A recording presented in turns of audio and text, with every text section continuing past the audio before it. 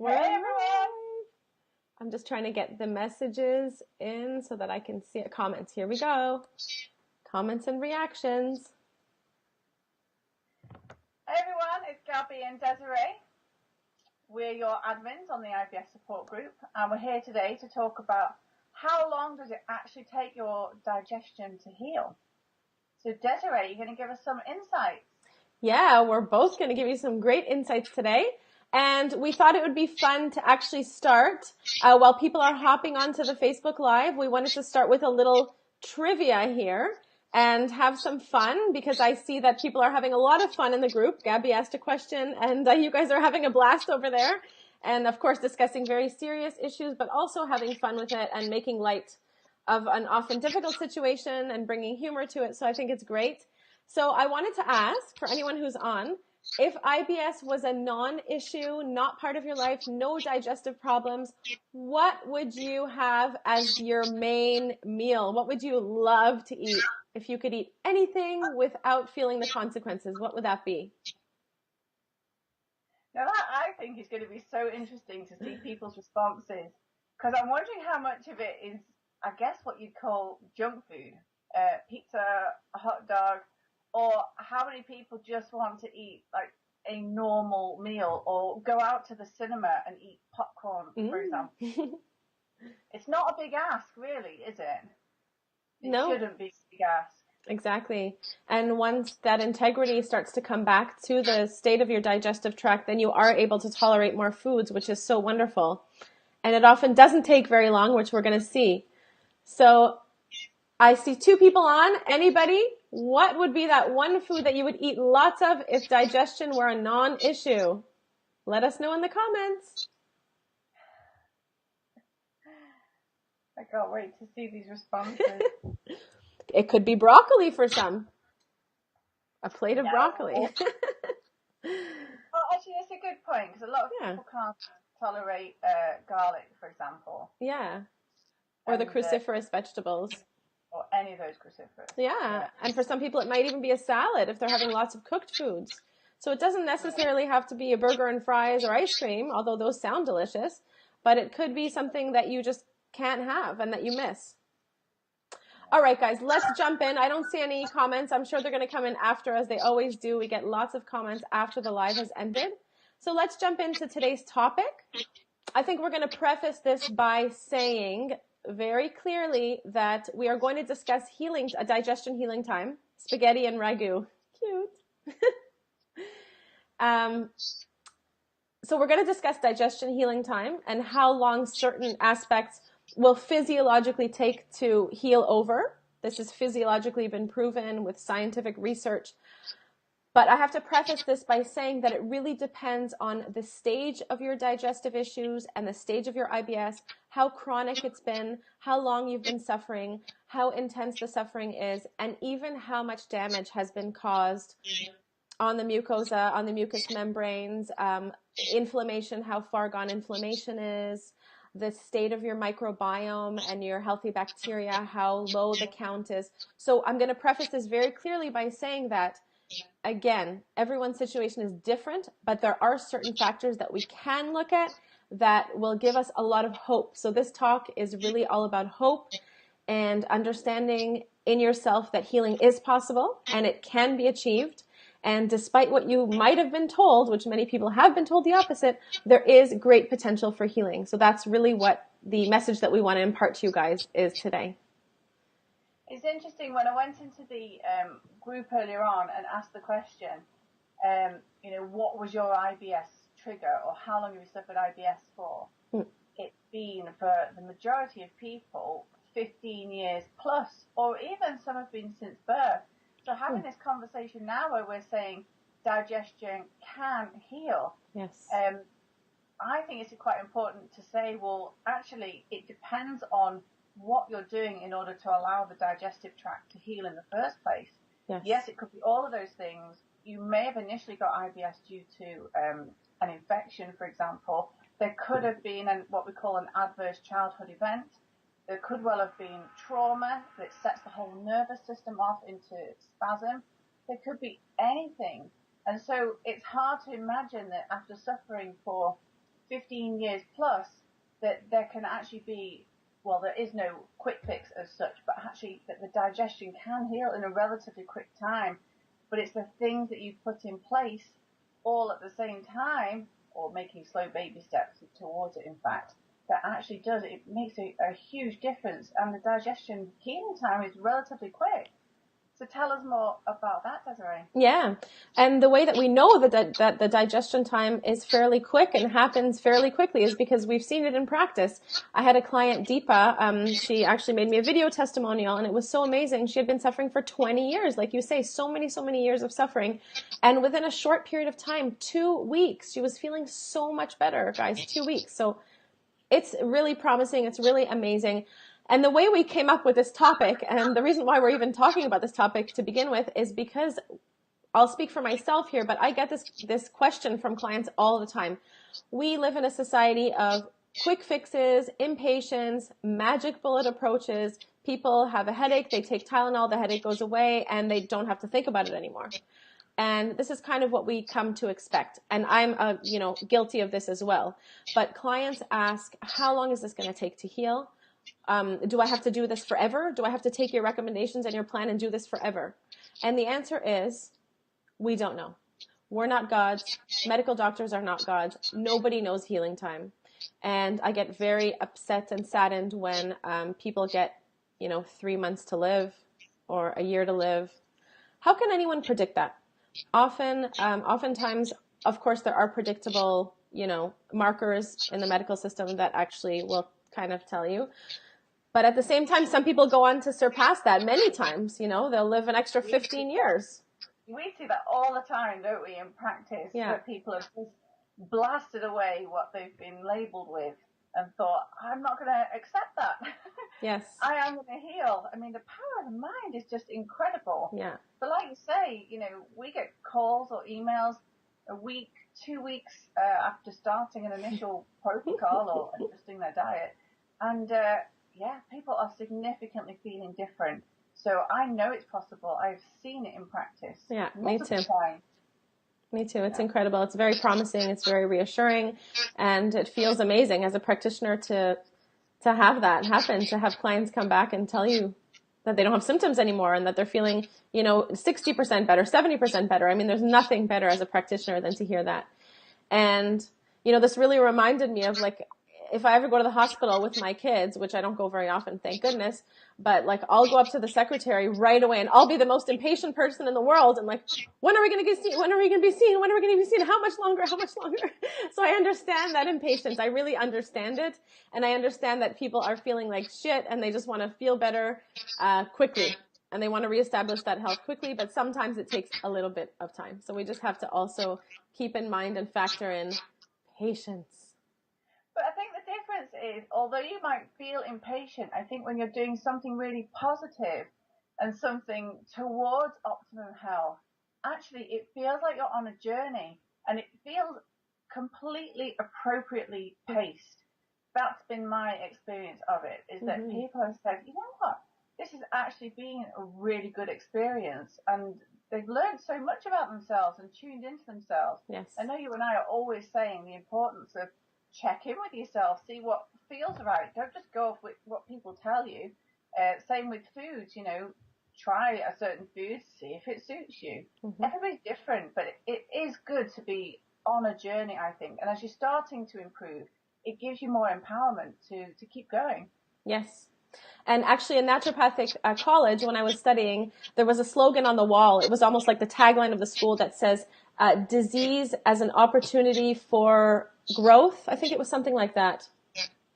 So healing, disease is an opportunity for healing. For healing or for changing your life or transforming your life. And actually the founder of the school originally came to naturopathic medicine because she had multiple sclerosis and she went on her healing journey. She implemented yoga and natural practices and homeopathy and naturopathy. And that's how she came to found the school. She wanted to help other people also suffering. And she was able to heal her own body from MS. One of my clients, he won't mind me sharing this. He's called Phil Escott. The reason I say is because he's now a public figure. But he had rheumatoid arthritis. I know it's not IBS, it's different. But the fact is, on his x-rays, it showed destroyed cartilage. And so he was told, you will be on medication for life. That joint is destroyed. And he thought, I'm not having that. I'm not going to have that label. So he started looking out there, and he obviously came to see me. And I said, no, the body has a blueprint for perfect health. It will always take that opportunity to heal, given the right means. And he has titled his book, which is available, Arthritis, the best thing that happened to me. And that is coming from his heart. He truly believes that is the best opportunity he'd ever had. Incredible. What a different way to look at disease and suffering. Yeah. Yes. Yeah, we do hear that a lot, though. I love it. Yes. This is our thing, right? Yes. And what I feel in the group when I skim through the questions and look at what the group members are saying is that the first and foremost, I feel support. I feel like everyone's really supporting and helping each other. But the other thing I feel on the flip side is despair and a no way out kind of trapped situation.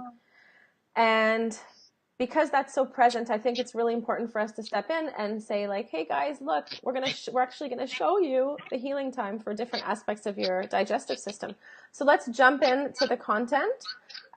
Like I said, again, factoring in how chronic, how intense, and the duration of how long you've been suffering is of utmost importance to this. Sometimes tissues have been degraded and maybe it'll take more time, or it'll be a little bit harder to reinstate that balance. And like Gabby said, if you're doing the right steps, if you're taking the right steps and implementing the right strategy in the right order, then you'll have results. But this is all very important to have a step-by-step strategy that you must implement in order to see results, because everything sort of has to happen within a certain sequence. So for example, if you're detoxifying the body, if you go on a detox or a cleanse, but you're backed up and constipated, that's not the right order to do things, because those toxins will have nowhere to exit the body.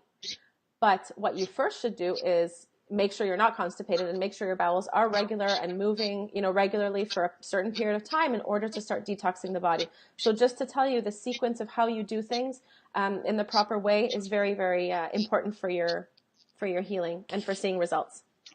And also, I think just knowing that we can all name our biggies, our big illness, our big pain, things like cramping and diarrhea, but also healing occurs at a very subtle level. So I find that as people are healing, they might say, I'm still getting some cramping, but when I go through a medical symptom questionnaire, in fact, their skin rashes have gone, their headaches have gone, their vision is no longer blurred, their joint pain's improved, and the body can have these tiny little whispers, and then it has the big shouts, and it's the big shouts that we're paying attention to. Obviously, the IBS symptoms are painful, are bad, but those little things actually start to improve, and as the body's vibrancy improves, we start to get to the big shouts, and we can get there. This is about tuning into your body and understanding what those little whispers are and what the big shouts are, and charting it yourself, really, as you start to make adjustments. The body heals incredibly quickly. It's amazing how people, I always get my clients to give me values, numbers, and I'll write them down on a scale of 1 to 10. For example, how on a scale of 0 to 10, what's your energy level? So 0 will be like, I have 0 energy, I'm dropping down on the floor, and 10 will be, I have like amazing levels of energy. And then you get them to actually give you a value. And then when they come back and the symptoms ameliorate, because people don't pay attention. When things are going well, they don't pay attention anymore. It's not even an issue. Sometimes they come and say, oh, I had that? I don't even remember having that. I don't even remember having that issue, because it's gone, right? We pay attention to what hurts. They either say that, oh, did I say that? Or say energy, they say, I'm a 7 out of 10. And then when they come back 6 weeks later, they say, oh my gosh, I feel so good. My energy is at least a 7 out of 10. And then they say, would you like to reevaluate where you're at? And they're like, oh, I must have been like a 4. I can't believe I said a 7. And it's because, like you say, people compensate. We think it's the norm. We think that's okay. And it's clearly not.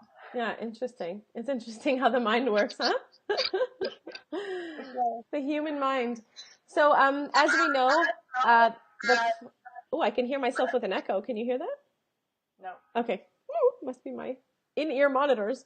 But the father of modern medicine, Hippocrates, said that all of health begins with digestion. So if digestion is compromised, you're going to have issues of anxiety and mood disorders. You're probably going to have a weakened immune system. You'll probably have trouble losing weight. You'll probably be more irritable, especially if you're not going to the bathroom. So really, digestion can impact all of your health, and that's why it's so important that we focus on digestion, that our whole careers are centered on digestion, and our obsession is centered on digestion, because it really is the foundation for good health. And without focusing on it, there's really no use in addressing anything else before you really get your digestion in order. So I'd agree. It's the center of everything, and if you don't empty your trash cans at home, they're going to flow over, they're going to smell, and that smell's going to travel around the house, right? Yeah. It just starts to pollute the rest of the body. It pollutes the blood, the lymphatic system. So we start to see this as skin rashes, feeling lethargic. So a lot of the IBS symptoms, I think, link into the fact that the bowels aren't working as regularly as they could be. But it didn't really happen overnight. It was one little thing at a time that's led to this, as I was talking about, big shouts, has led to this big symptom. Yeah. But actually, improving that can happen in such a short time. Let's get onto that topic. Okay. I love that analogy, Gabby. That's amazing, because I hate when my garbages are overflowing at home. It stinks up the whole house. It really does. Then I bother my husband. Why didn't you throw out the damn garbage? So this is the thing. Because it didn't happen overnight, it really took a sequence of years in order to accumulate and get worse, especially if you haven't done anything to help the situation. Then we can't really expect it to go to heal overnight. But can we? Okay, so here are some really interesting points that we want to mention. So the cells that make up the gastrointestinal tract are called enterocytes. But isn't this interesting? The surface area of your gut spans approximately, so if you opened up your digestive tract, the surface area, and spread it out, okay, over a piece of land, it spans approximately 300 square meters, which is the size of a house. Okay, guys, isn't that miraculous? Huge. That's absolutely huge. So imagine how much is going on there. Cells, yeah, that's the gut lining. Yes. So then you've got all the little finger projections in the small intestine, right? Yes, all the little hair-like projections in order for us to digest our food. Yeah, that spreads out over, do you call it soccer or football pitch? A football pitch. I mean, it's enormous. This is all the area that we absorb our food, that we produce our immune system, that we get our nutrients from. Yes. It also houses all the microbiota, which is that beneficial bacteria. It's the good guys in the gut. So we need that surface area. Amazing. So that is continually regenerating. Our body is continually trying to achieve a state of balance and equilibrium, and always trying to heal. If we get a cut, I always, tell my children this. If you get a little cut and it's bleeding, just notice, watch, put a Band-Aid on and then take it off, and watch how quickly those cells are able to heal over and cicatrice, in French is cicatrice, but like scar over the area and, go back to its old state again, where you'd never even know if you had a cut. So the enterocytes, which are the cells of the gastrointestinal lining, take about 2 to 3 weeks to entirely change over. So all of the cells are completely changing over. You are getting a new gut lining within 2 to 3 weeks. Less than a month. So fast. Amazing, huh? That is amazing. Absolutely. So if you take good care of your gut lining, then you can actually accelerate that process. And maybe even have a shorter healing time. But just to say, if you really take care of your body, you are able to heal over any inflammation, any irritation, any, reflux situations, heartburn, holes. What are those holes called again? Ulcers, any ulceration of the GI tract. Okay, so the cells are able to heal over. Amazing. And in fact, the upper gastrointestinal cells, I think it's around the stomach lining, actually takes 5 days to heal. The stomach lining is 5 days to heal. I mean, that is super quick. Amazing. When there's gastritis and yes. heartburn and GERD, it does mean that there's some practices that are still continuing, which are allowing those cells to be ulcerated. Yes, and inflamed. And this is alarming because many, many people, I'm sure many people in this group can relate. Tell me if you can relate for whoever's watching live. People being on antacid medication for 20 plus years. Oh, yeah. Okay, so you're continually quenching that digestive fire. You're quenching that acid that needs to be there in order for you to digest your food. And that is just going to exacerbate the situation and cause more problems down the road. But in naturopathic medicine, there are a few really healing mucilaginous substances that will allow that gastrointestinal lining to heal and be soothed and help those cells out in their journey to heal over and regenerate and replicate and, you know, that word that I used in French. Well, we say cicatrisant, so it's funny you should say that. Yeah, that's amazing. The herbal way of looking at it. But I will share what some of those herbs are. I don't know if people have tried these. But this demulcent effect that you're talking about that has this mucilage means it's slimy. And so is our intestinal lining. It's slimy. So we can enhance that effect. Things like slippery elm. My favorite. I love that one. Sure. It's basically the inner bark of the elm tree. And even as you make it into a paste, it's incredibly slippery and sticky. There's different ways of using that. I won't go into that now, but there's marshmallow root. That one's beautiful. In fact, quite a nice bland flavor, but it mixes well with other things. Very, very thick. You can even make what's called linseed tea. Mm-hmm. We must share these at some point. But boiling up linseeds. Flax seeds for the Americans on here. Oh, is it? Okay. Turns into a gel, a very, very thick gel, and there's something so comforting. I will video this one, and I will show you how to do it, because it's simple. Just really simple. So simple. That's the thing about all of these things. Yes. Is they're super simple daily tips. Yes. Amazing. Beautiful suggestions. So guys, you know, those 3 suggestions can make a huge difference. I've helped so many people with slippery elm bark. So just implement one of them and see how things go for you, especially if you got that gastritis and gastrointestinal reflux and heartburn and all the acidity coming up in your esophagus. Just try one and see how it goes. Yeah. All right.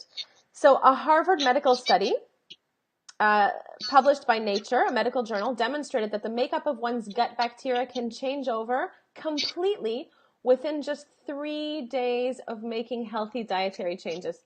3 days, your entire gut bacteria can change over. Imagine. That is incredible. So the opposite of that would be, what would make the gut bacteria not change over is if the negative, harmful bacteria are crowding out the good, healthy, strong bacteria. And if you're continually feeding those bacteria, so if you're constantly having, you know, a lot of refined sugar or too many refined carbohydrates, if you're sanitizing too much, if you're using too many antibacterial products, if you're taking too many rounds of antibiotics, that's not going to allow for that healthy gut bacteria to completely change over and reestablish itself. So it's nice to know the opposite effect, because we constantly do it. Again, also, fruits and vegetables with too many pesticides and chemicals, those things are going to harm the healthy bacteria as well. So the opposite of that would be to go organic as much as possible, following, if you can, the Dirty Dozen list. And you can look that up. Just Google that. You'll find out what I'm talking about. In the UK, we chlorinate the water. Yes, here too. Do that there? Yes, in some areas there are non-chlorinated areas. And then we have like a water filter. We have, like, in our Berkey water filtration system, we have a chlorine filter that helps to filter that out just in case that it's in here. I understand why they chlorinate the water, but we want to filter that back out, because actually that destroys the gut big time, and also destroys the flora on the skin. So bear that in mind in swimming baths. that the skin flora also needs to be present. So if you're swimming a lot, try and find somewhere with salt water, not chlorinated. Especially if your children are taking big mouthfuls of it. Yeah. Never mind whatever else is in that pool. Oh, whatever. Oh, good. But they're having fun, right? Yeah. But yeah, that's a good point. Is that there can be things that you do on a daily basis that affect that flora. However, having plenty of the beneficial bacteria helps to crowd out the bad. Mm-hmm. Mm-hmm. So make sure you keep on restoring your supply of healthy bacteria at all times. So again, to conclude, a brand new gut lining takes 2 to 3 weeks to change over. Wow. To fully heal a healthy digestive system. So a digestive system that's not constantly being inundated by foods to which you might be allergic or sensitive to. So if you have a fairly balanced and healthy digestive system, that's at 2 to 12 weeks, okay, to heal over, and just 3 days to completely change over your gut bacteria. How promising is that? It's amazing. Really, it is amazing. Oh, this is great news. I love to hear this. This is definitely giving hope. I mean, anyone in the group that's listening to this who is suffering, project yourself forward, maybe 12 weeks from now, 3 months from now. How would you like to be feeling? Mm-hmm. Describe it. Put it in our comments. Let's find out. How do you envisage yourself feeling 3 months from now? And that most likely will be an emotional state. You can envision yourself doing the things that you love to do that maybe you are unable to do right now, such as go to a nice family party. The holidays are coming up. And some of you might be feeling anxious around going to family parties and holiday celebrations. You know, never mind the family dynamics, but also the eating part. And, you know, the fact that it's very gluttonous almost, and there's an excess of food, and really the holidays are really centered around food and consumerism, but that's another story. But just envision yourself going into that holiday period feeling comfortable, feeling an ease of digestion, enjoying food with your family. Just imagine how that could feel, and imagine which steps that you need to take in order to get there in sequential order. That's very, very important. Considering that, you know, the digestive tract is able to heal, and keep that at the forefront of your mind, because we have been made to feel hopeless about the fact that healing is possible, unfortunately. And you might have been told also by your medical practitioners that there's not much you can do. It's not a big deal. You just have to kind of live with IBS. But we're telling you here that that's not necessarily the case, and we've seen otherwise. Day out. Absolutely. Yeah. Over 20 years. Yeah. Yeah. Amazing. So I wanted to end off by doing my favorite thing, which is giving you guys a recipe, because I love food so much. And this one is for Korean kimchi. So kimchi is a fermented vegetable, again, that you can make in your kitchen for under $5 within a very short period of time. It literally just takes cutting up vegetables, putting it in some sort of brine or salt solution, and just letting it sit and do its thing. And then it's going to start proliferating healthy bacteria. So the reason I love this recipe so much, and the reason I love to make this one, is because it doesn't have the fish sauce that many of the Korean kimchis contain, and personally I don't like that smell. I think it's kind of yucky. So I love this because you don't have to make it with the fish sauce. So I'll definitely post this recipe in the comments below this Facebook Live. But all you really need is Napa cabbage. So it's not your regular head of cabbage, but it's another cabbage that's sort of more frilly and a softer cabbage.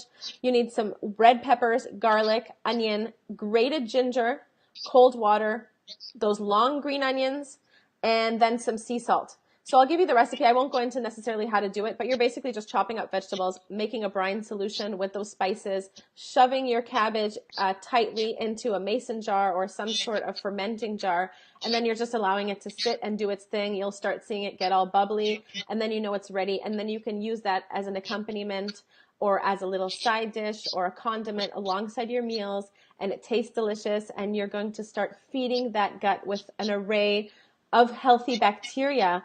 And not necessarily all the bacteria that you could find in a capsule, but really a wide variety, because so many different strains just occur naturally in the fermentation process. So it's a really beautiful process. Doesn't take very long, doesn't cost too much money. Wonderful. And you're right, there's hundreds of billions of beneficial bacteria in something like that, whereas only a few billion in a capsule. You can never actually quite achieve that. However, it does go a long way to helping people take capsules. Yes, and it's not everyone who's going to eat, the required amount of fermented foods. And some people don't even like fermented foods. And then there's the histamine intolerance. There are all sorts of different situations. And so if that's not possible, for me in my busy life, I don't get enough fermented food. So I love taking capsules first thing in the morning. I love giving my kids capsules because my kids are not going to eat that many fermented foods, little bits here and there. But I find that the capsules really do come in handy. We use sachets. We sprinkle the sachet in the food. Yes. The children do it themselves now. Oh, amazing. Yes, I sprinkle the capsules. I open up the capsules and sprinkle them into their smoothie or whatever they're eating. Yeah, that's another little trick. Enzymes for the children? Digestive enzymes? No, just probiotics. I do with mine, actually. They can swallow them whole, but we use enzymes as well, especially if the meals are what we call complex. There's quite a few different food groups in there. Amazing. Capsule. Yeah. I mean, my son's too young to swallow pills. He wouldn't even know what to do with it. Yeah, he's 2, right? He's 2. I started mine at 2. How did you teach them how to swallow? The tip is as you take a capsule, make sure it's a small one if you're starting, you turn your head to the left as you swallow. Wow, what a good trick. I have to hold his head. And as he swallowed, I'd do that. What does that do? I don't know if it works. That is such a good trick. So guys, you heard it here for the first time. Yeah, it really does work. So cute. Amazing. You need to go? Yeah, why not? I'll try. So guys, thank you so much for watching. And we're so glad that you tuned in. And Gabby, would you like to let them know what's coming up next week? I would if I remember. I think really the focus next week is on ways that we can actually be compromising our digestive tract, because often we're not even aware of it. These are just daily habits that we do, and they're habits. And in fact, there's really simple tips that you can do. So we're going to do 5 ways you're compromising your digestion and how to maximize it instead. Beautiful. But check out for the weekly challenge that Desiree will post on Wednesday. What was this week's? What was yesterday's? So this past week was I challenged you guys to drink a cup of herbal tea every single evening before bed. Get yourself a really nice mug that you like. Go out to the health food store and get some loose herbs are really the best. But if you can't find that, that's okay. You can just get some beautiful tea bags. Here we have a few nice companies. One of them is Traditional Medicinals. I like very much because they have the therapeutic herbs individually in sachets. And I discussed dandelion root tea, ginger tea, chamomile tea, peppermint tea, and just get yourself a beautiful cup of tea. And of course, if you want to sip these throughout the day, that's even better. But the challenge this week was really to sip on that cup of tea at night after the kids go to bed. Instead of grabbing a glass of wine, grab a cup of tea. And you'll see just that one little practice could have huge benefits on your digestive tract. I love that. That is a great challenge. Yeah. I look forward to this coming Wednesdays. Yeah, stay tuned, guys. We have really nice things coming up. We have Wednesday challenges every single week. You can expect them to come out at 8 or 9 in the morning, Eastern Standard Time. And then, of course, you've got this beautiful Facebook Live that comes on every Thursday at 2 p.m. And we have lots of other great, amazing things in the pipelines. We're working really hard to get really good content out to you, and especially helpful content and practical stuff that you can implement. And our motto is really, we're 2 busy moms. Make it easy, make it quick, make it simple, make it cheap. And we really want to help you really maximize and feel better. That's our mission and our goal. In a nutshell, well done. That's exactly what we're doing. Yeah. I love it. Yeah. That's amazing. Great. Thank you. Thanks, Gabby. Bye, everyone. Take good care. We love you.